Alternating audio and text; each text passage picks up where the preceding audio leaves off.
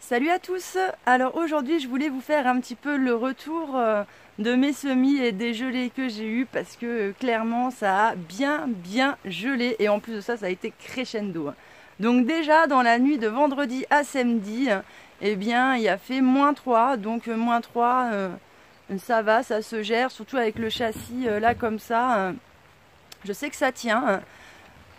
Dans la nuit donc de samedi à dimanche, il a fait -4. Donc -4 c'est aussi à peu près acceptable. Mais j'ai quand même eu un pied de tomate sur les 5 qui a pris froid et donc qui est mort. Donc bon bah jusque là ça allait encore, pas de souci. Mais par contre dans la nuit donc de dimanche à lundi, il a fait -6. Et donc bon bah là ça a été un petit peu le carnage. Donc ce qu'il faut savoir c'est que donc dans cette serre là j'ai ce châssis là et donc j'avais mis une partie de ce qui il y avait déjà germé dans cette serre là et j'en avais mis une autre partie dans la petite serre verte dans laquelle en fait j'avais juste posé un voile d'hivernage. Je voulais voir un petit peu la différence entre le châssis et le voile, voir qu'est-ce qui allait se maintenir à peu près le mieux.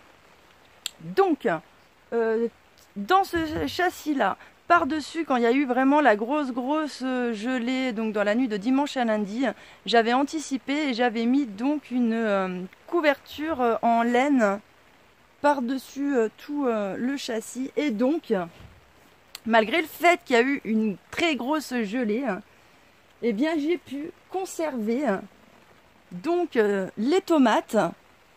Donc les tomates, il m'en reste que 4. Bon, en ce moment, franchement, il fait quand même assez frais, donc elles ont du mal à pousser. Mais bon, voilà, elles sont toujours vivantes, donc franchement, j'étais trop contente. Et j'avais aussi des aubergines et à côté un piment. Alors bon voilà, des aubergines, j'en ai que 3 qui ont levé et le piment j'en ai que 1. Mais ils ont tenu le coup aussi. Donc franchement, bah voilà, je suis trop contente. C'était super cool, de voir que ça avait tenu. Et donc aussi j'ai cette courge qui n'a pas subi le froid. Donc elle est toujours vivante, c'est cool. Et donc ici j'ai aussi un melon qui a tenu le coup. Donc c'est top aussi. Et donc là sous la serre verte j'avais donc mis juste un voile d'hivernage. Et donc là j'ai un concombre qui a tenu le coup. Donc voilà, ça aussi je suis contente. Là c'est une courgette. Bon elle a ramassé un petit peu.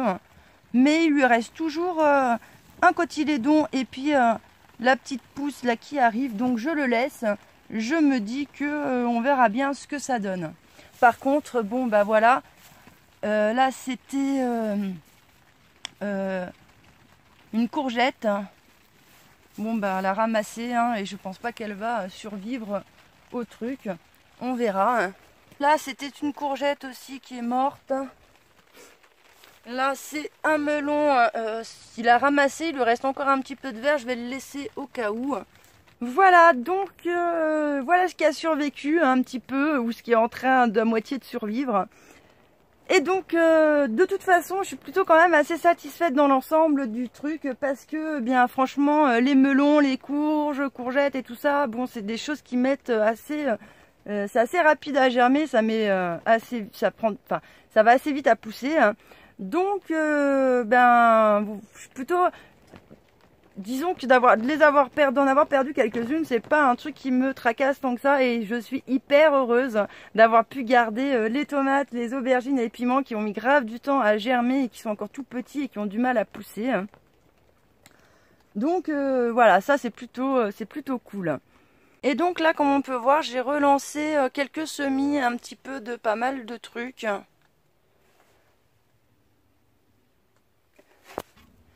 Et là aussi j'en ai d'autres qui sont lancés.